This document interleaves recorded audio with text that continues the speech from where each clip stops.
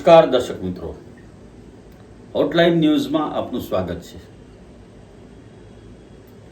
સેવાભાવીઓને સલામતી, સુરક્ષા અને પોલીસમાં ઘેરામાં રહેવાની કેમ જરૂર પડે છે? અહીં સવાલ એ થાય છે કે રાજ્યના મંત્રીઓ અને કેબિનેટ મંત્રીઓ એ લોકોને તો સુરક્ષા કર્મચારીઓ ફાળવવામાં આવે છે, સિક્યુરિટી ફાળવવામાં આવે છે, પરંતુ સેવાના ઉદ્દેશથી રાજકીય પક્ષો સાથે જોડાયેલા અને રાજકારણમાં આવેલા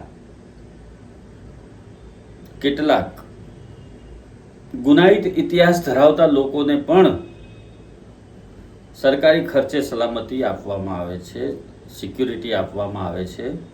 એનું કારણ શું? રાજ્યમાં છેલ્લા 27 વર્ષથી ભારતીય જનતા પાર્ટીની સરકાર છે। આપણે એવા દિવસો પણ જોયા છે કે સતત તણાવ અને તોફાનના માહોલ વચ્ચે પણ કોઈ ધારાસભ્યોને ક્યારેય સિક્યુરિટીની જરૂર પડતી ન હતી અને સિક્યુરિટી એમને આપવી પડે એવી પરિસ્થિતિ હતી જ નહીં। તો 27 વર્ષની અંદર એવું શું થયું ગુજરાતની અંદર કે સેવા ભાવથી જોડાયેલા, એમનો કોઈ ધંધો નથી, કોઈ નોકરી નથી, કોઈ વ્યવસાય નથી, માત્ર ને માત્ર સેવાના ઉદ્દેશ્યથી રાષ્ટ્રની સેવાને સમર્પિત થઈ અને આવતા આ લોકો, જેને પ્રજા ચૂંટીને વિધાનસભામાં મોકલે છે, એ લોકોને શા માટે સિક્યુરિટીની જરૂર પડે છે? કેટેગરી પ્રમાણે સિક્યુરિટી આપવામાં આવે છે, એ વાત બરાબર છે, પરંતુ જો સેવાના ઉદ્દેશ્ય સાથે રાજકારણમાં આવતા હો તો તમે એવા કેવા કાંડ કરી રહ્યા છો કે તમને આટલી બધી સલામતીની જરૂર પડે છે? તાજેતરમાં જ રાજ્ય સરકારે કેટલાક ધારાસભ્યોની સિક્યુરિટી પાછી ખેંચી છે, તો કેટલાક પૂર્વ મંત્રીઓ અને પૂર્વ ધારાસભ્યોને સિક્યુરિટી આપી છે, ને કેટલાકે ગૃહ વિભાગ પાસે હજુ પણ ડિમાન્ડ કરી છે કે એમને સિક્યુરિટીની આવશ્યકતા છે। આવું શા માટે? આવું એટલા માટે કે આ લોકોએ સેવાના નામે મેવા ખાધા હોવાથી પ્રજા એમનાથી કશે ને કશે નારાજ છે। જે લોકો એમનાથી દાઝ્યા છે, એમની ડોગલા નીતિથી દાઝ્યા છે, અથવા તો કોઈને કોઈ રીતે એમણે પ્રજાને તાડન કર્યું છે, એના કારણે એમને એમની સલામતી સામે ખતરો હોવાનું અહેસાસ થાય છે। તાજેતરમાં જ આપણે વાત કરીએ તો રાજ્ય સરકાર દ્વારા મંત્રીઓ અને કેબિનેટ મંત્રીઓ એ લોકોને તો સિક્યુરિટી આપવામાં આવે છે, એ યોગ્ય છે। ચાલો એક તબક્કે આપણે સ્વીકારી લઈએ કે એમને એક જગ્યાએથી બીજી જગ્યાએ સતત ભાગતા ફરતા રહેવાનું હોય, સતત કાર્યક્રમોમાં હાજરી આપવાની હોય, સતત મિટિંગોના દોર ચાલુ હોય, સતત એ લોકો પ્રજાની વચ્ચે પણ રહેતા હોય, બધા જ પ્રજાની વચ્ચે રહેતા હોય, એમાં કોઈ ઇસ્યુ નથી। પરંતુ માજી ધારાસભ્યો અને માજી મંત્રીઓને પણ સિક્યુરિટીની જરૂર પડે તો આ રાજ્યની અંદર કેવી કાયદો અને વ્યવસ્થાની સ્થિતિ છે, એ વિચારવા લાયક પ્રશ્ન છે। અત્યારે આપણે વાત કરીએ તો તાજેતરની અંદર રાજ્ય સરકારે બળાત્કારના મુદ્દે વિવાદમાં સપડાયેલા પૂર્વ મંત્રી ગજેન્દ્રસિંહ પરમારને સિક્યુરિટી આપી છે। ઉત્તર ગુજરાતના આ ધારાસભ્યની સામે એવો આક્ષેપ કરવામાં આવ્યો હતો કે એમણે એક સગીરાને અને એની માતાને આબુ રોડની એક હોટલમાં લઈ જઈ અને ત્યાં એમના સાથીઓ સાથે દુષ્કર્મ આચર્યું હતું।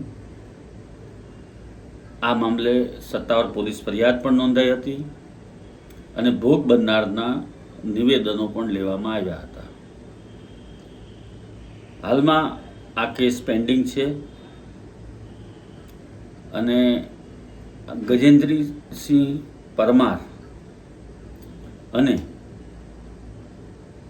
ગોંડલના ધારાસભ્ય જયરાજસિંહ જાડેજાને પણ સિક્યુરિટી આપવામાં આવી છે.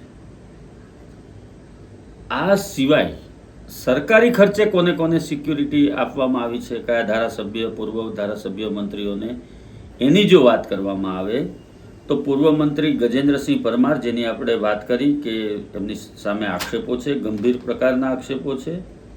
પૂર્વ ધારાસભ્ય ગોંડલના જયરાજસિંહ જાડેજા,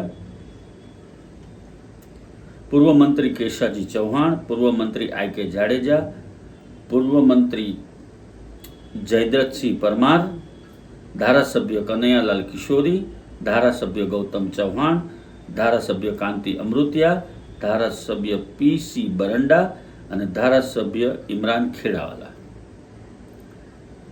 આટલા લોકોને રાજ્ય સરકારે એમના ખર્ચે ન કહી શકાય, પરંતુ તમારા અને મારા ખિસ્સામાંથી ગયેલા કરવેરાના ખર્ચે એ જે પૈસા આપણે આપીએ છીએ એમાંથી લેવામાં આવતા પૈસાના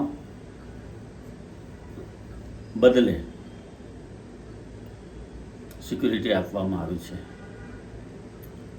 સેવાના ઉદ્દેશ્યથી આ ક્ષેત્રની અંદર આવતા રાજકારણીઓને સિક્યુરિટીની જરૂર પડે એ પ્રશ્ન કંઈક ગળા નીચે ન ઉતરે એવા પ્રકારનો છે. પ્રજાની વચ્ચે રહી અને કામ કરતા લોકોને પણ જો સિક્યુરિટીની જરૂર પડતી હોય તો કામ કોણ કરશે? પ્રજાના જો તમે સતત કામ કરતા હો, પ્રજાની વચ્ચે રહેતા હો, તો તમારે કોઈનાથી ભય રાખવાની જરૂર નથી. આવા સંજોગોની અંદર તમે સિક્યુરિટીની માંગણી કરો છો ગૃહ વિભાગ પાસે, અને નવાઈની વાત એ છે કે ગૃહ વિભાગ દ્વારા માજી મંત્રીઓ અને માજી ધારાસભ્યોને પણ સલામતી કે સિક્યુરિટી ગાર્ડ ફાળવવામાં આવે છે, અને બહુ મોટો મેન ફોર્સ આ લોકોની પાછળ રોકાઈ રહી છે રાજ્યની અંદર. એક તરફ મેટ્રો સિટી અથવા તો ટાયર 2 સિટીની અંદર સુરક્ષા કર્મચારીઓનો અભાવ છે, ઓછી સંખ્યા છે એમની. દરેક જગ્યાએ વસ્તીના ભારણ પ્રમાણે સિક્યુરિટી નથી, પોલીસ જવાનો નથી, એટલી એસઆરપીની બ્રિગેડો નથી. ત્યારે આ મેન ફોર્સને આવા કહેવાતા વીવીઆઈપીને ફાળવી દેવા અને પ્રજાને રામ ભરોસે મૂકી દેવી, એ તો કદાચ ગુજરાતમાં જ શક્ય છે.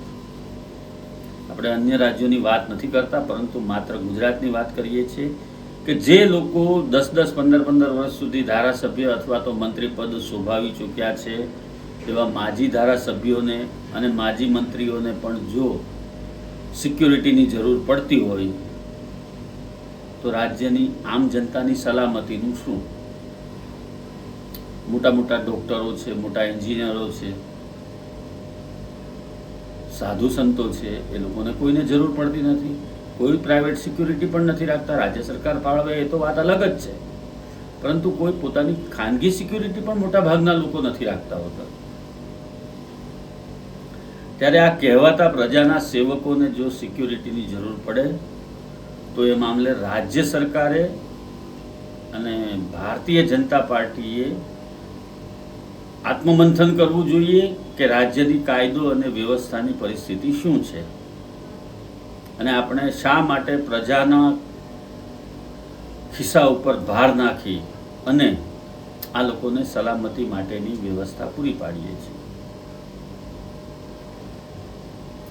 પ્રજાની સલામતી માટે પ્રજાને તમે સારા રોડ રસ્તા નથી આપી શકતા, પ્રજાને તમે પ્રાથમિક સુવિધાઓ સારા પ્રકારની નથી આપી શકતા, એ આરોગ્યલક્ષી હોય કે શિક્ષણલક્ષી હોય, અને તમારે વીવીઆઈપી સિક્યુરિટી જોઈએ અને તમે સિક્યુરિટી રાખો તો એ કેટલા અંશે વ્યાજબી છે? પ્રશ્ન એ પણ થાય છે કે જો તમે સેવા કાર્ય માટે અહીં આવ્યા છો, આ ફિલ્ડની અંદર આવ્યા છો, તો તમને શા માટે આવા બધા ફિતૂરની જરૂર પડે છે? જે રાજ્યની પ્રજા આટલી હાડમારી વચ્ચે જીવતી હોય, એની વચ્ચેથી તમને એમના પેટ કાપી કાપી અને કરવેરા ભરતી હોય, ટેક્સ ભરતી હોય, અલગ અલગ પ્રકારના, ત્યારે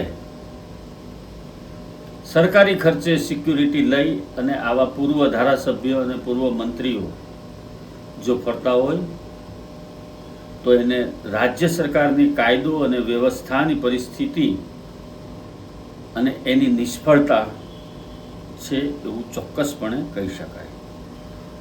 ધન્યવાદ દર્શક મિત્રો. અમારી હોટલાઇન ન્યૂઝ ચેનલને આપ લાઈક કરો, શેર કરો અને સબસ્ક્રાઇબ કરો. આવા પ્રકારના વિડીયો તમને જોવા ગમતા હોય તો હોટલાઇન ન્યૂઝ ચેનલને લાઈક, શેર અને સબસ્ક્રાઇબ કરો.